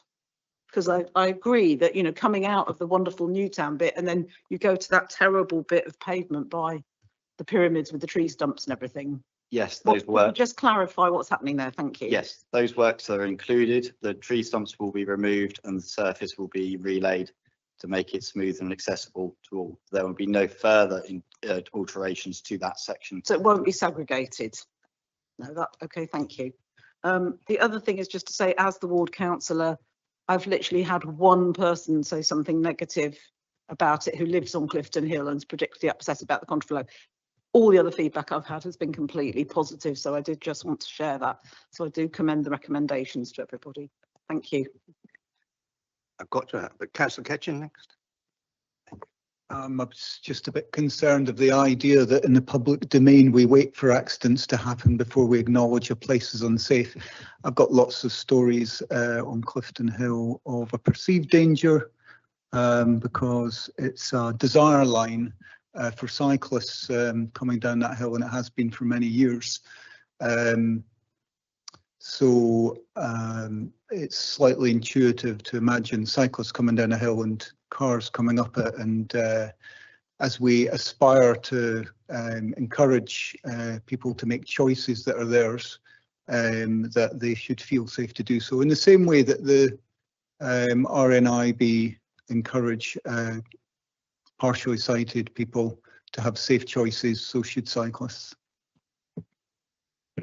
Councillor Richardson, not normally have many bites, but as your graduation day, another bite of the cake today. Thank you, Chair. It's just a slight point of order. If a councillor has addressed me directly, do I not immediately get a right of reply after that, or do I have to wait?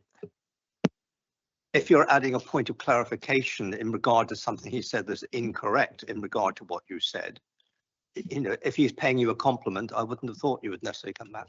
Okay, yeah, it was just in response to Councillor Nash, just exactly hear what you're saying. Of course, if it is true that the RNIB were not originally consulted, then that is obviously something that we'll investigate. So just to reassure you on that, but yeah, apologies, that's how you felt. And I assume by we, you mean Devon County Council? Yes. Thank you. Councillor Wood. Thank you, Chair. Actually, I've been involved in this project for 5 years as a lead councillor on Exeter City Council with overview of Live and Move and this partnership project. So I know it very, very well. In fact, during lockdown, I remember sitting in my home, which I couldn't leave, on Zoom with, I think it was Peter, with his phone, going down through the route and sharing it with the group that couldn't meet, but we were still doing the work. So very familiar with the project. It's a shame, actually, that the previous Hattock committee had quite in-depth presentations on this and had a lot of opportunity to input. Lots of information was exchanged, and it's just the way things happen that unfortunately people at this table now haven't had that opportunity. But that's the way it works with elections, etc. This shouldn't really be confused in any way with the standard view of an LTN. It's not an LTN, it's not Hevertree, this is something completely different. But if I do link it to Hevertree, what I would say is that there was a lot of criticism of the way the scheme was built up and consulted on Hevertree. This is the exact opposite to that. This has been building for 5 years. And it didn't come out of a vacuum. It came out from consultation with the community, and it's built up layer by layer. Entirely driven by the community, and it's had a range of adaptations, and I think some were mentioned, but there's many more to the scheme. As it's grown through these 5 years, things have changed. Somebody's observed something, somebody's commented on something. So I am a little bit surprised the RNIB haven't been included. I know I have heard comments from a range or relating to a range of disabilities, and I'm fairly sure I remember having comments relating to people with limited vision in the build-up. But as I say, it's been a long time. And that's both formal and informal. We've seen some of the formal consultations, but this is a long scheme where we've spent a lot of time thinking through and listening, always listening. So one of the things I would ask Peter is that 2 consultations were up on the slide, but I know a lot more has happened. So I wonder if he could give some indication of what sort of community involvement and other stakeholders involvement outside of those formal consultations we saw. And also, I think Councillor Kitchen started to clarify it, but if you could give some rationale around the inclusion of the Clifton Hill element. I mean, in essence, it's cyclists going downhill, whether you say they can or not. That's the desire line. That's the way they want to go. And if a car isn't expecting that, but anyway, if you can give the rationale to that, I think it's one of the things as well on the consultations is that there's almost a little bit of consultation fatigue going on here. The community has been asked and asked and asked, what do you want? Oh, right, we'll do that. How's that? So when we look at those latest results, we are actually looking at the end of a long journey. So when there's only 50 odd people, it's because a lot of people have already said that they like it. And I would say, just with relevance to consultations, positive responses are the hardest to coax out of in consultations. You can always get a no, not here, not now, this is bad. Always get that. But when you look at those results, and as Councillor Whittenhall said, all I ever hear is what's good about it. But people are very quick, and rightly so, to identify and to comment on something they think isn't right. People aren't always so quick to say, that's going the way I think it should, that's a good idea. Not so quick. So I just thought I'd put that one up there. But certainly, I think the things to be very aware of is that it does not in any way stop a vehicle going across this area.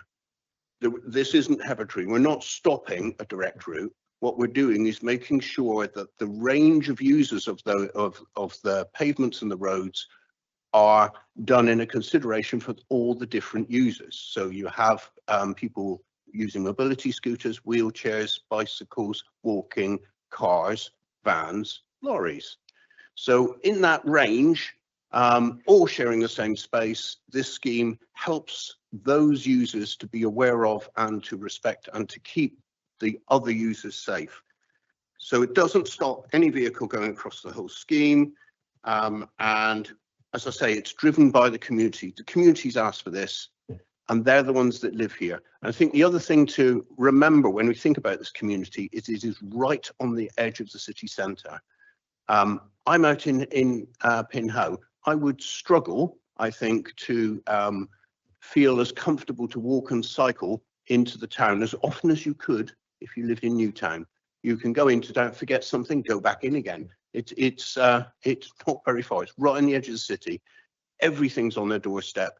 I mean, if you had a car in Newtown and you were going to drive it into town, you'd probably end up going right away around and parking in the Guildhall Centre, which is a bit mad, and you can just walk up. So I think this is a unique kind of setting right on the edge of the city. We're encouraging shared use, but we're also helping to make all users of that space safer, and it's more attractive. One of the core things as well is to kind of lead up through a comfortable shared space into Beaumont Park, which is a great resource for the city, a very popular park, and it's just, yeah, it's a great scheme. I'm really pleased to have been involved in it for this amount of time, and I think it will make a great improvement to that area and a great addition to the city. So just those two questions, but also just to highlight, I would like to make a recommend an amendment to item G there when we get to it. Thank you. Would you like to respond? Yeah. Remember what the questions were? Yeah. Thank you, Councillor Wood. Yeah, we have been involved in this for 5 years, and I do remember doing that, walking up the hill. It was a bit of a mistake, but anyway, I got out of breath too quickly. In terms of community involvement, I've only listed the high level ones in this particular presentation, because if I went through all of the community involvement that has happened over the past 5 years, we would be here for a number of hours. That's through face-to-face conversations that I had with members of the Belmont Church, with the Leonardo Hotel, the schools right back in 2021. That was taking place, those initial conversations, through to informal engagements that have happened through the Wellbeing Exeter programme, the Community Builder and the CPAO that have been assigned to the area. That was then refreshed again in 2024 when the 10-week consultation was running, with face-to-face conversations taking place with the school and other local organisations. Since that consultation has gone live, I've had 3 meetings with the local shopkeepers to address their concerns. There's been no closed door with this scheme. It really has been, someone's raised something, okay, we'll pick it up, we'll respond to it, we'll make the adjustments. So the short answer to why I haven't listed all the community involvement is because it would be a very long presentation and you'd be bored of my voice. Sorry.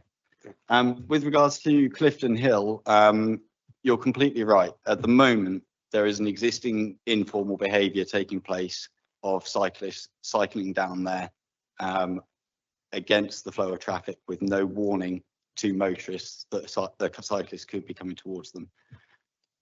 For me, the worst situation at the moment that's taking place that I've heard of through the consultation is cyclists are taking to using the footway rather than staying on the carriageway, which makes it, you know, it's very narrow there. It's in between parked cars. It makes it more dangerous for anyone walking up that.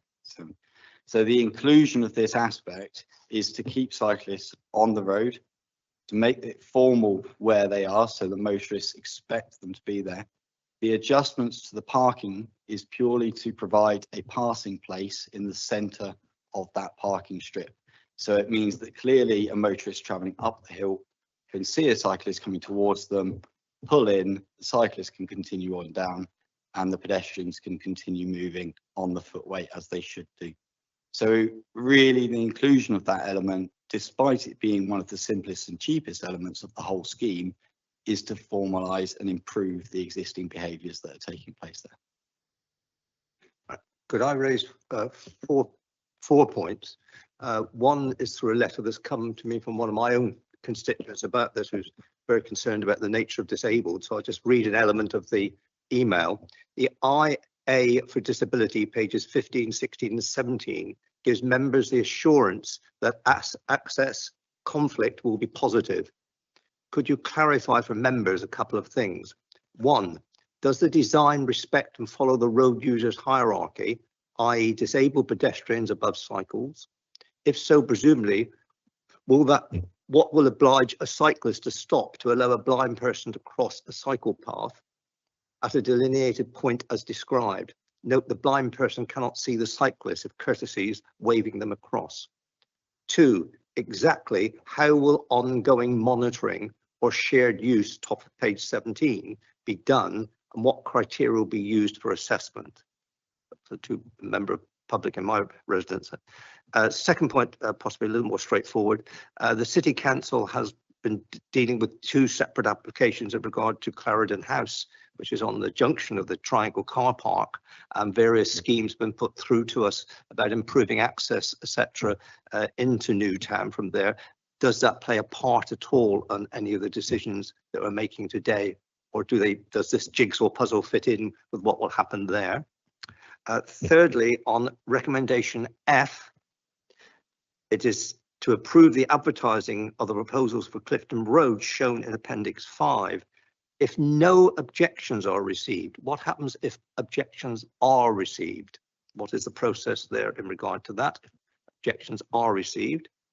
And lastly, in relation to item G, which I think Councillor Wood mentioned to me, and I picked up myself, it's quite encouraging that the role of Hattock, I've got something to do, the local member's got something to do. Why isn't there a member from Exeter City Council representing them if there's a proper partnership? Sorry, that's my 4 points.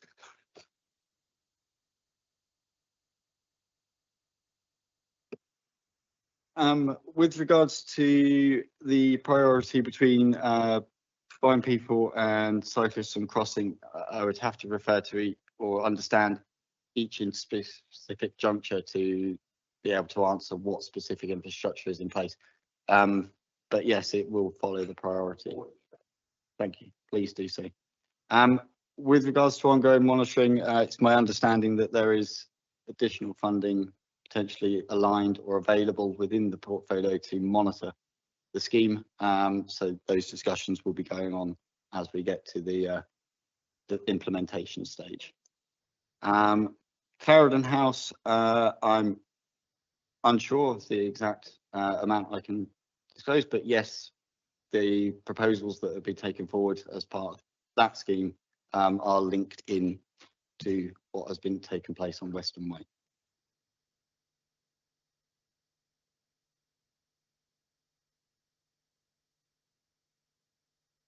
And conversations are underway with Exeter City Council. The objections, I'll defer to my colleague. Yeah, regarding the objections, as I mentioned earlier, obviously, if there's no objections, we're obviously seeking approval to proceed as advertised. If there are objections, if there are significant objections, it would need to come back to this committee. If there are not significant objections, we would resolve those with the local member and the Hattock chair through the delegated powers, as we discussed earlier.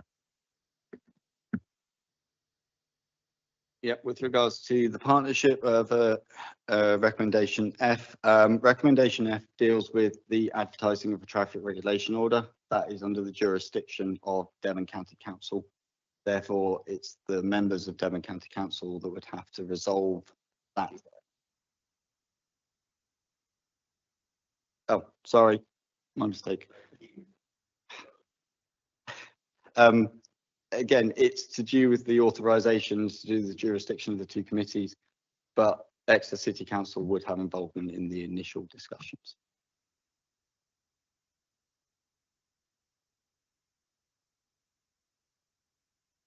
So if I can make an amendment, I propose, because it's a partnership, it's been 5 years in the growing. It is a partnership initiative, and bullet G says in consultation with, so that gives no power of over the spending process. But where it says in consultation with the chair of Hattock, I would like to take out the word and put in the local member, and then put in and Exeter City Council lead councillor to make amendments to the scheme as required. That just means I'm consulted. It doesn't mean I have any influence. I'm just aware. And it recognises that it is a partnership project and that we're all still at the table. That's my proposed amendment.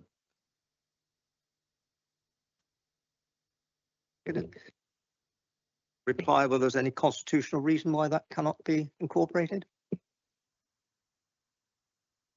I think, Chair, there's no issue why we can't include that one. For clarity, having gone through the pot, I realised there is a slight omission, and obviously I've just shared screen with a slight amendment to recommendation F to include it doesn't really change the issue because it's obviously stuff that's shown on the plans, but we still need to statutorily consult on the road hump changes that are included in the plan, so they need to be advertised.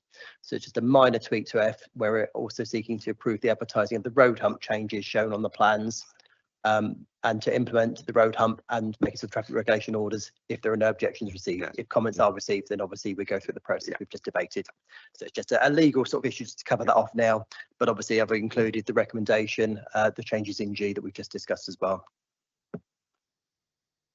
Any discussion on the amendment to the new the new G, adding in an extra city council lead councillor into the consultation process?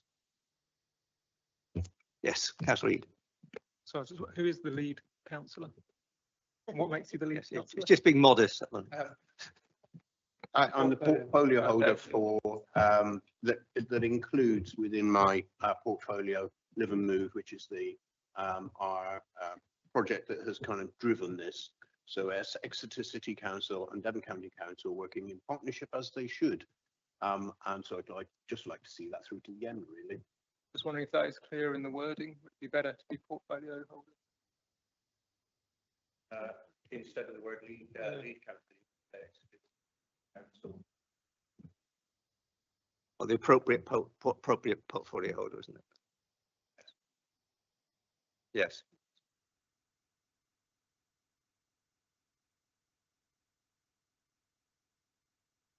All right. So can we vote on that just on that? Seconded. Yes, yeah. Just seconded, and Laura's. Can we just have a vote clearly on item G to amend that? Then we can do the substantive on the whole block. So all those in favour of the adding of an extra city portfolio holder?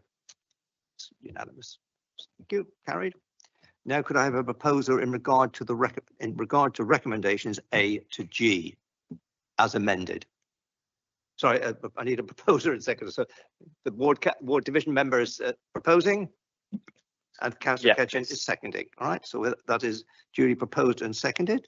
Are there any amendments to A and G subsequent to the one that we just made? No. Sorry, councillor Nash.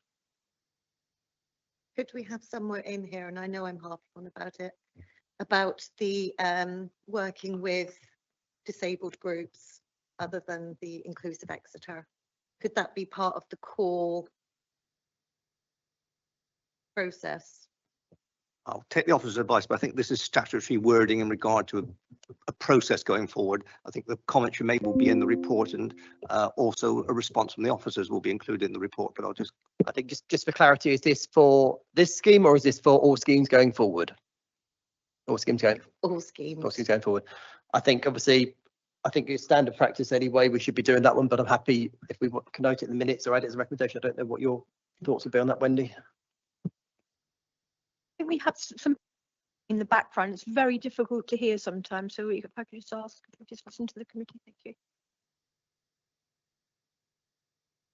Last year, the Transport Planning Team did do a presentation on inclusive design, so how Devon County Council work with various different groups that represent people with protected characteristics and how that's embedded in the design of our schemes.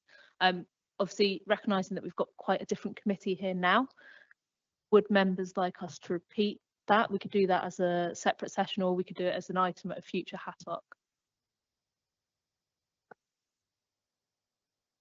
So you're happy for this to come to our next meeting if possible?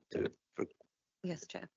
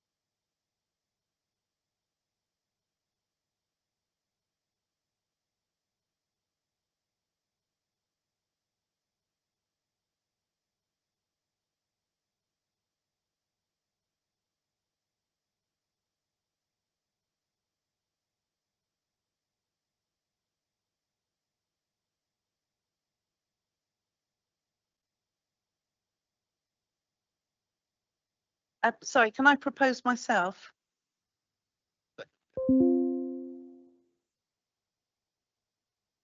That's a sort of.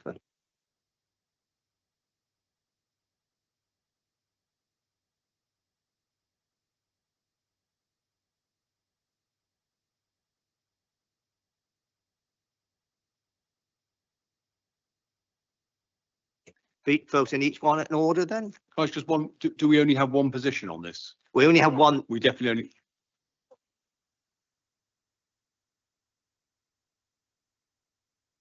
Can't see a problem if there needs to be, if you wish to have another, have to. Councillor Wright.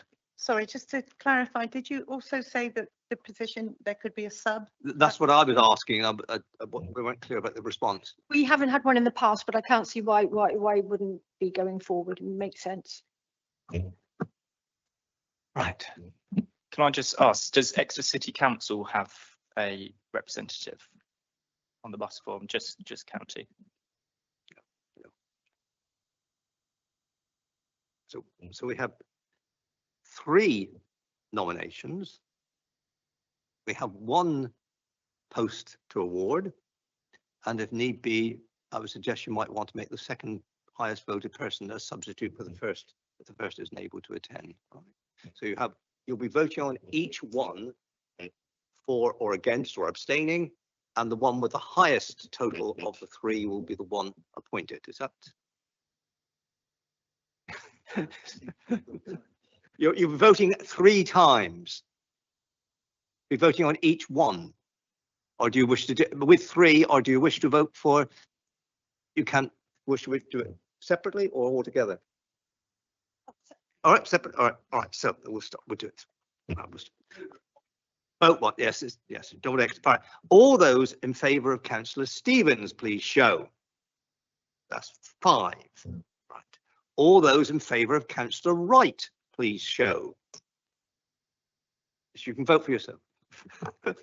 All those in favour of Councillor Richardson, please show. Right. So after that vote, Councillor Stevens, sorry.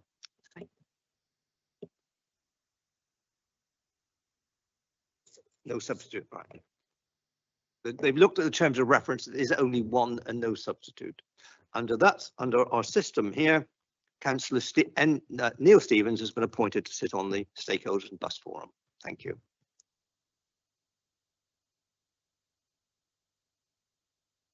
Next is item 10, actions taken under delegated powers. Any reports to note? Just the report which is in the agenda pack to note. All right. Any questions or any points on that? Next item is the date of the next meeting, which we've already got quite a busy agenda so far, is for the 9th of October 2025. And I thank you all for your attendance and therefore close the meeting. Thank you.